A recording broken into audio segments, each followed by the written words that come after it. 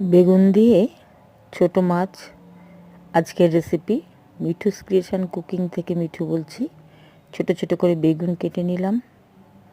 একটা পাত্রে বেগুনের মধ্যে দিয়ে দিলাম দুটো মাঝারি সাইজের পেঁয়াজ, ধনেপাতা, নুন, হলুদ, 8-10টা কাঁচা লঙ্কা, একটা টমেটো ও 5-6টা ছোট ছোট আলু, আর সর্ষের তেল, আর দিয়ে দিয়েছি ছোট মাছ।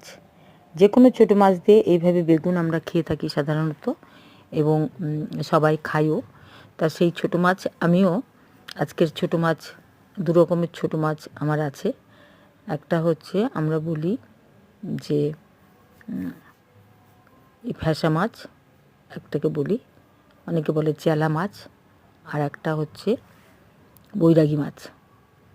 এই দুটো মাছ দিয়েই আমি আজকের রেসিপিটা, পুঁটি মাছ, ছোট ছোট ট্যাংরা, সব মাছ দিয়েই এইভাবে করলে ভালো হয় খেতে। শীতের মরশুমে আরও ধনেপাতা থাকে। কড়াইতে তেল দিয়ে, সর্ষের তেল দিলাম, তার মধ্যে দিয়ে দিলাম কালো জিরে। এবার ওই মাখানো সবজি মাছ আলতো হাতে নেড়ে নিতে হবে। খুব জোরে জোরে বা বেশি নাড়লে এই মাছ কিন্তু ভেঙে যাবে।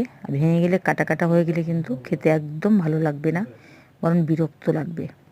সেই জন্যে এটা অল্প করে আস্তে করে নেড়ে নেড়ে এটাকে করে নিতে হবে। আর ঢেকে ঢেকে ডিমে আছে এটা করতে হবে, যাতে সবজি মাছ সব সেদ্ধ হয়ে যাবে। এদিকে সবজি একটু ভাঙবে না, বা মাছ একটু সবজির মধ্যে কাটা কাটা হবে না। মাছ ভেঙে গেলে কাটা কাটা হয়ে যাবে। দেখুন, এই তেল যখন ছেড়ে দেবে এই সবজি থেকে, তখন বুঝবেন রান্নাটা হয়ে গেছে। ব্যাস, এবার আমি রান্নাটা নামিয়ে নেব। আর বন্ধুদের বলবো লাইক কমেন্ট শেয়ার করবেন। ভালো লাগলে অবশ্যই সাবস্ক্রাইব করে সঙ্গে থাকবেন, আর বেল আইকনটা প্রেস করার অনুরোধ রইল আমার সকল বন্ধুকে। আজকের রেসিপি বেগুন দিয়ে, ধনেপাতা দিয়ে যে কোনো ছোটো মাছ। নমস্কার, আবার দেখা হবে অন্য কোনো রেসিপি নিয়ে।